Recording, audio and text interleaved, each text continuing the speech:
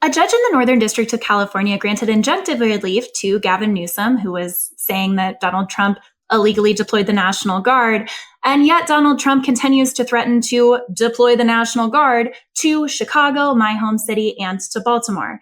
My name is Rachel Cohen. I'm an attorney. I'm joined by State Senator Tiara Mack. We are Pragmatic Optimists, and we're going to talk about what that looks like on the ground and how you can prepare if the National Guard is coming to your city, despite the fact that a judge said that they can't.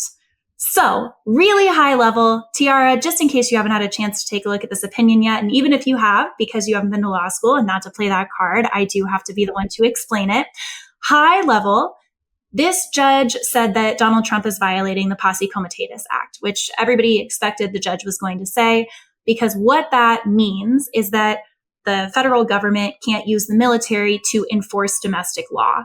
And there was a really good quote in like the first page of this opinion that I pulled to say, where the judge said that the evidence at trial established that defendants systematically used armed soldiers whose identity was often obscured by protective armor and military vehicles to set up protective perimeters and traffic blockades, engage in crowd control, and otherwise demonstrate a military presence in and around Los Angeles. I thought that was really helpful, because I was worried that a judge would say that they needed to see explicit like National Guard arresting people. And so I think that us getting this idea of protective perimeters, traffic control, enforcing law through controlling crowds and suppressing protest is really helpful, assuming that, number one, this stands on appeal, because it could go up to the Supreme Court. Eventually, it would need to go through the Ninth Circuit first. And also, one of the things that was at issue here was whether or not there was a rebellion happening in Los Angeles. We saw Donald Trump use that language over and over again because it changed the legal posture somewhat for him. And the judge made very clear that what he saw in LA did not amount to a rebellion. So I don't know. I'm curious, before we kind of come back to what this means for people like me in Chicago, how you as a non-Chicago, Baltimore, DC resident are feeling, seeing everything that's happening in these threatened takeovers, how you're feeling as a state legislator, and also just as a citizen in a blue state. Yeah, Rachel, I think this was a little bit of an optimistic turn, especially for the state of California and the residents of LA who have been standing on the front lines for the last couple of weeks, month. It's really hard to keep track of time right now because there's so much that they've flooded the zone with. But I think this was, for me, an optimistic turn, especially knowing that, like you mentioned, Chicago and Baltimore are the next cities that Trump has flagged as places where he plans to send the armed National Guard. And as someone who also lives in a blue state, Rhode Island is relatively small. We have about 1.1 million people in the entire state. I don't think that Rhode Island is going to be, or Providence will be, top of that list. But we've seen and we've pointed out in other videos, especially when it comes to criminal justice, that and when it comes to criminal justice, that the states and the cities that he's targeting are only because they are blue states, not because they have high levels of crime, not because they are the most dangerous cities in the country. It's because they're blue states with people like J.B. Pritzker, who is a known combative anti-Trumper who has been loud and proudly saying that we are currently fighting back against a fascist and authoritarian regime. So I think it's really important for that. But what, in your professional legal, maybe not professional legal opinion, but in your like Rachel Cohen opinion, is it important for citizens to now be able to take to the streets if armed National Guard comes to their city? What should they do to prepare? What should they be organizing around? And how do we organize and galvanize people against what we've now have legal precedent for is illegal? I was sitting here like, Mom, Tiara's trying to get me to give legal advice on the internet. Not me. In my non-professional opinion, in my citizen opinion, I was about 5 minutes late to log on today because I was returning from an ICE sighting at a courthouse in the city of Chicago. And I think that I am making a major effort on my personal social media, which I think it's going to be particularly useful for people in Chicago, but I hope is useful for everyone over at Cohen, COHEN.489 on TikTok and Instagram, and some write-ups on Substack that are co-posted with the Legal AF Substack. So, go follow us both. I think the most important thing is to plug into your community and to figure out, how do I turn out? How do I mobilize? But that's so much easier said than done. And I think that something that's really important to me is giving tangible action steps that don't feel, I think so many people right now hear, well, this is illegal, so now what? What does that get us in a system and country and federal government in particular, where the law does not seem to mean very much? And forgive me this small tangent, but Tiara and I do these all the time. I think it's important to remember that for large groups of people, the law has never really meant anything, and people have been targeted and had laws enforced against them that are never really enforced against people with additional privilege. But we are certainly seeing it play out in a way that I think is quite radicalizing for people right now, understandably, and that is intentionally terrorizing specific communities.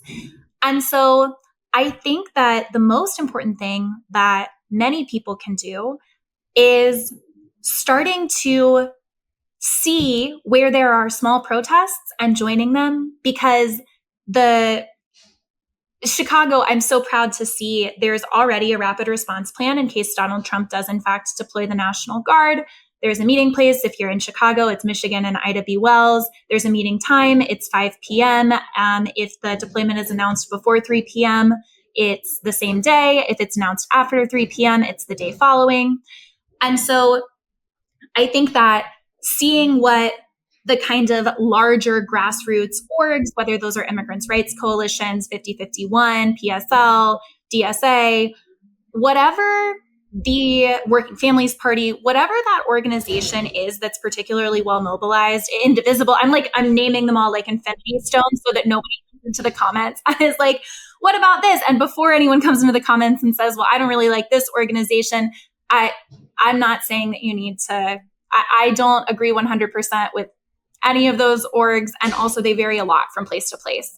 So, check Instagram, check Facebook and other forms of social media for dissemination of insight about protests and everything else, but then really show up to those smaller protests and see who is doing. Immigrants' rights groups are great places to start, because on the whole, they are going to know who is doing the ICE rapid response mobilization in this moment.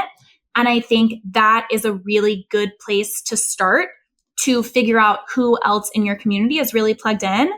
And I think it's also, it doesn't feel any less serious or scary when you log off, but I think it feels your cup is filled a lot more when you go out into the community and you meet new people that see things as clearly as you're seeing them.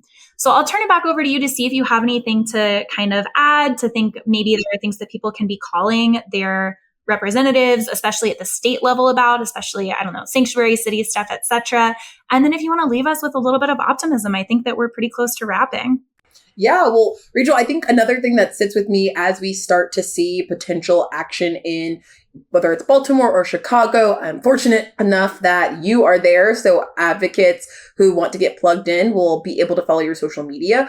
But I think it's important to also ground ourselves in the 3.5 rule by Erica Chenoweth. It doesn't have to be everyone. I hear so often people are like, I don't know where to start.